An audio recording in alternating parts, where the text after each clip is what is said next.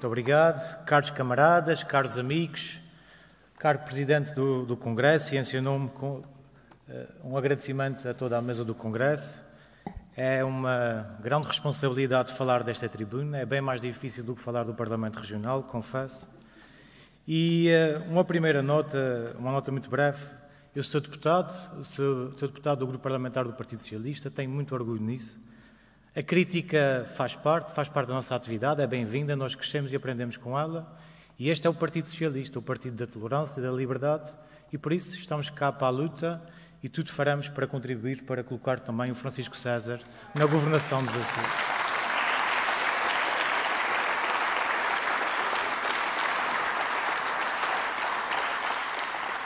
Eu falarei mais na ótica da atividade económica, das finanças da SATA, mas permitam-me uma breve referência a quem deu muito ao Partido Socialista. Obviamente falo de Vasco Cordeiro, e este é um partido que também honra o seu passado, honra os seus melhores, e Vasco Cordeiro foi e é um dos grandes ativos do Partido Socialista. Foi para mim uma grande honra servir ao seu lado, continuar a colaborar com ele, e portanto ele é uma referência. O seu elevado, a sua grande exigência com que coloca em tudo o que faz, o seu sentido ético e o elevado sentido de Estado são para nós uma referência. E permitam-me esse agradecimento.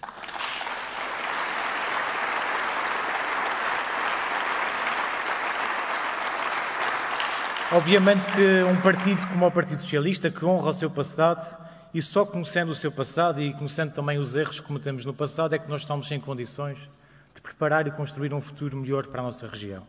E esse futuro será, inevitavelmente, com Francisco César. E o Francisco, num momento particularmente difícil, chegou-se à frente, não se encolheu, teve a coragem de avançar para a liderança do Partido Socialista num momento em que não era o mais fácil. E, ao contrário de outros, que ficam apenas pela crítica, ele chegou-se à frente. É dedicado, já trabalhei com ele no grupo parlamentar, é dedicado, é trabalhador, tem uma visão clara daquilo que pretende para o futuro do PS e dos Açores, e está motivado e com vontade de reformar. E as reformas, como todos nós sabemos, provocam dor, mudança e, obviamente, que geram discussão. Mas é também dessa discussão e desse debate que surgem propostas e ideias com o propósito de contribuir para uma região mais desenvolvida e uma região mais sustentável. E nós temos que estar focados em ser uma alternativa credível. E isso já foi aqui mencionado hoje. E acreditamos que o Francisco e a sua equipa terá todas as condições e a competência para liderar o PS e reconquistar a confiança dos açorianos. Permitam-me também elogiar uma das prioridades que o Francisco colocou para os próximos tempos, e a prioridade de definir rapidamente os candidatos às autarquias. E na Ribeira Grande, e enquanto secretário coordenador, também tenho que elogiar essa atitude e a consequência dos seus atos. E na Ribeira Grande, a um ano das eleições, já temos uma candidatura fechada e pronta para os desafios que se avizinham. E, portanto, elogio também essa prioridade. E não sou eu o candidato.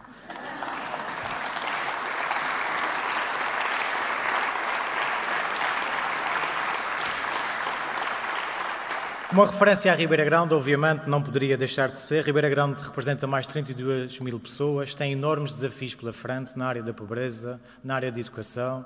É um grande contributo para as exportações, para a atividade económica e, na minha opinião, permitam-me, merece uma atenção particular do Partido Socialista.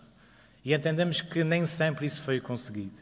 Importa, por isso, assegurar uma maior representatividade nas estruturas do partido e entendemos que só por essa via nós também iremos dar um contributo e um sinal muito claro da visão que temos e da importância que a Ribeira Grande tem no trabalho que pretendemos desenvolver. Entrando naquele que é o tema do momento, a economia, as finanças, e também falarei da SATA, a verdade é que, apesar da nossa riqueza do PIB ter crescido entre 2015 e 2022 mais de 35% ou 34%, a verdade é que isso não permitiu um aumento da convergência do PIB face à média nacional e face à média europeia. As variações, o crescimento foi muito tênue e nada de significativo. E isso demonstra que nós não podemos continuar a fazer mais do mesmo e esperar resultados diferentes. Isso é também algo que o Francisco costuma dizer com grande incidência. E nós temos grandes desafios estruturais. É preciso, de facto, criar valor, gerar valor acrescentado. A agricultura e as pescas, só para termos uma noção, em 2003 representava cerca de 9% do valor acrescentado bruto da região. Em 2022, praticamente 20 anos depois, estagnou, são cerca de 8,8%. Também é normal que uma região que se queira desenvolvida não dependa apenas do setor primário. Mas se nós verificarmos também o setor da indústria, praticamente estagnou no mesmo período. Pelo contrário, e pela positiva, nós temos um setor do comércio, transportes, alojamento e restauração, em que inclui obviamente o turismo, em que cresceu, representa em 2022 cerca de 25% do valor acrescentado bruto da região. E também aqui uma referência a uma atividade que cresceu muito e que hoje em dia é vista como uma geradora de algumas dificuldades no acesso à habitação. E ainda hoje temos uma manifestação exatamente para realçar as dificuldades que todos sentem no acesso a uma habitação digna e a preços acessíveis. O setor imobiliário, em 2003, representava cerca de 8,7% do valor acrescentado bruto da região. Em 2022, passou para 21,6%. Não há mal nenhum em haver transações de imóveis, mas a verdade é que isso também tem impactos que se sente no valor das habitações, e isso é algo com que o Partido Socialista irá continuar a lidar para apresentar respostas concretas. Nós, de facto, precisamos do quarto pilar que é referido e bem na moção. Um quarto pilar que aposte fortemente no setor dos serviços, no setor do digital, que aporte na energia, no mar, porque só assim, só fazendo diferente e apostando em áreas diferentes, é que conseguiremos gerar valor para a nossa economia. Porque ela, neste momento, ainda apresenta uma grande dependência dos setores tradicionais, da agricultura, das pescas, apesar do crescimento do turismo, e por isso é preciso acrescentar mais, é preciso gerar valor. Os últimos 4 anos têm sido, nesta matéria, um autêntico deserto. E falo em particular da captação de investimento externo, que, numa ânsia de querer destruir tudo o que vinha de trás, limitaram-se a destruir a SEDEA, que era o veículo na captação de investimento externo e também na apresentação de importantes iniciativas legislativas, e nós ficámos num vazio durante 4 anos. E tendo em conta as dificuldades que a região enfrenta neste momento do ponto de vista financeiro, é inevitável que nós precisamos de investimento externo, e ele é bem-vindo, sobretudo quando ele acontecer em áreas estratégicas para a região, como o digital, como a energias renováveis, como a aposta no mar. E nós temos um longo caminho pela frente e importantes medidas que são apresentadas na moção.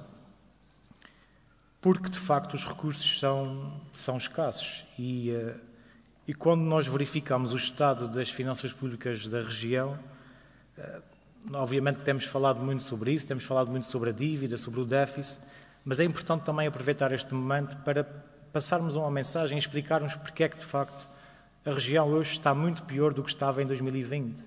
E às vezes as pessoas perguntam, mas no tempo do Partido Socialista era tudo um mar de rosas? Não havia dificuldades, não havia dívida, não havia déficit? Havia, mas não com a intensidade e com a dimensão com que temos hoje. Só para termos uma ideia, entre janeiro de 2021 e junho de 2024, estamos a falar de um período de 3 anos e meio, o governo de José Manuel Bolheiro e dos parceiros da coligação aumentou a dívida em mais de 918 milhões de euros. São dados do Banco de Portugal e, independentemente do governo aceitar ou não aceitar, os dados são públicos e não há qualquer dúvida. Ao nível do déficit, o saldo negativo entre aquilo que se gasta e aquilo que se recebe. Estamos a falar de um déficit que supera os 1,1 mil milhões de euros no mesmo período. É algo muito significativo e que, obviamente, gera um aumento do endividamento. E significa que a região está a assumir despesa a um ritmo galopante, está a assumir despesa para a qual não tem receitas para pagar. E mesmo se nós retirássemos o efeito extraordinário das injeções de capital na SATA, que foi necessário acudir, há um grande descontrole nas contas públicas. E, além disso, há um fator extraordinário que é pouco referido, mas que é muito importante.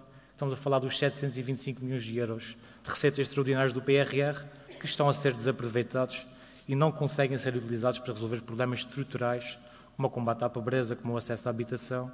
E nós corremos o risco, de facto, de devolver fundos comunitários.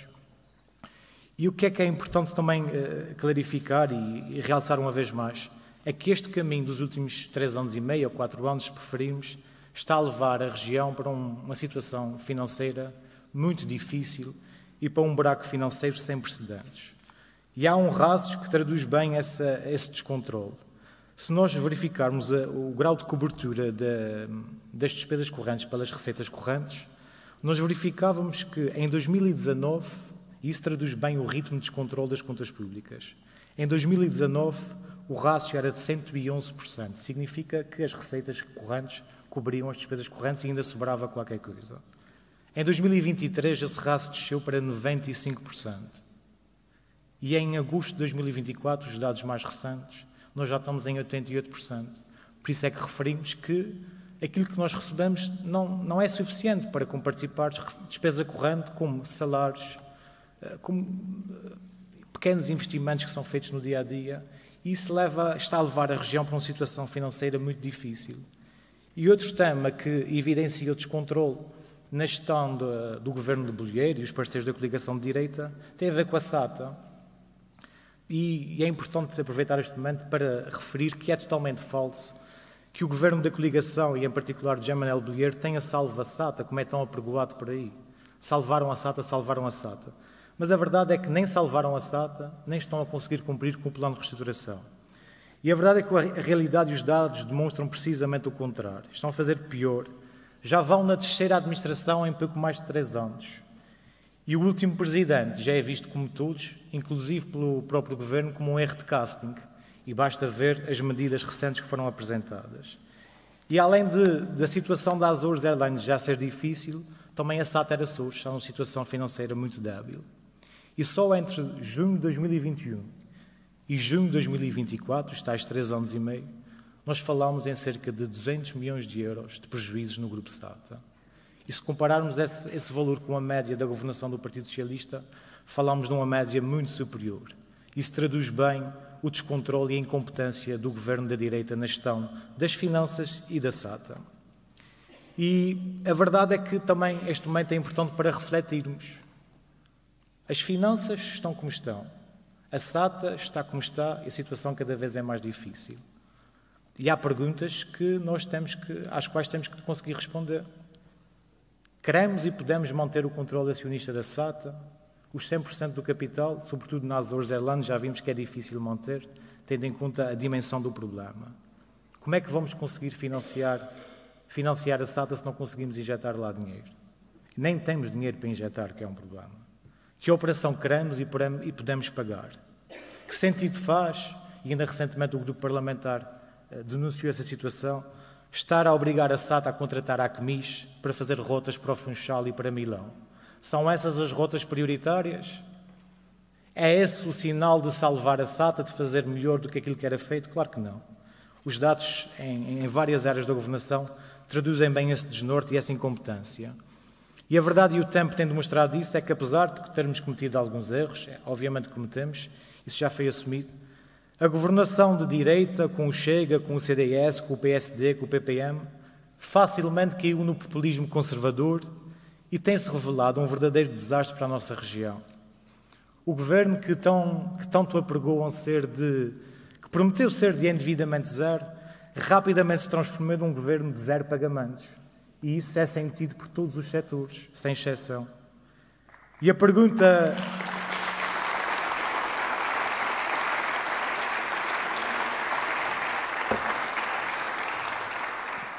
Estou quase a terminar, e a pergunta que todos fazem era, como já aqui referido, se o nosso tempo corria tudo bem. Não corriam, havia dificuldades, obviamente, mas não tínhamos os recursos extraordinários que existem hoje do PRR. E o que nos preocupa, sobretudo, não é haver prejuízos num ano, é a dimensão e o ritmo de crescimento da dívida pública e, sobretudo, do impacto que isso traduz no dia-a-dia das famílias, das empresas, com atrasos significativos no pagamento de apoios, no pagamento a fornecedores. E só nos últimos 3 anos são mais de 900 milhões de euros de dívida, já aqui referimos, o que faz uma média assustadora de cerca de 300 milhões por ano. E os dados mais recentes, publicados a agosto deste ano, tem poucos dias, mostram que esse desequilíbrio continua e, aliás, cresce a cada mês que passa. Só a agosto já vamos com um déficit nas contas públicas de 160 milhões de euros. E não há sinais que esta trajetória possa ser invertida. É um governo, de facto, muito incompetente nas várias áreas de governação, que não tem uma visão para a região, nunca teve. O único propósito e o único objetivo foi sempre afastar o Partido Socialista da governação e prometer tudo a todos. Prometeu tudo a todos, em todos os setores, e ao mesmo tempo. E nós estamos a pagar a fatura. E os próximos tempos serão ainda mais difíceis. Não gosto de anunciar o diabo, nem é esse o propósito, mas a verdade é que a realidade é difícil. É por isso que temos uma grande e importante missão pela frente. Demonstrar que somos uma alternativa credível, responsável e mobilizadora. E sim, o Francisco tem todas as condições, e os socialistas aqui presentes e não só, apoiam e deram todas as condições para garantir que ele é o próximo Presidente do Governo Regional dos Açores. Pode não ser já, não temos pressa, mas temos de facto um projeto para os Açores, uma visão para os Açores, e com ele seguramente vamos recuperar a confiança dos açorianos e recuperar, peço desculpa, a credibilidade da região. E este congresso marca de facto um importante passo na afirmação do Partido Socialista enquanto maior partido, como uma alternativa credível, com passado, do qual se honra, com presente e com futuro. A luta é dura, nós não desistimos em 2020 e não vamos seguramente desistir agora. Estamos contigo, Francisco, a luta é dura, não desarmamos nem baixamos os braços. Viva o Partido Socialista, viva os Açores!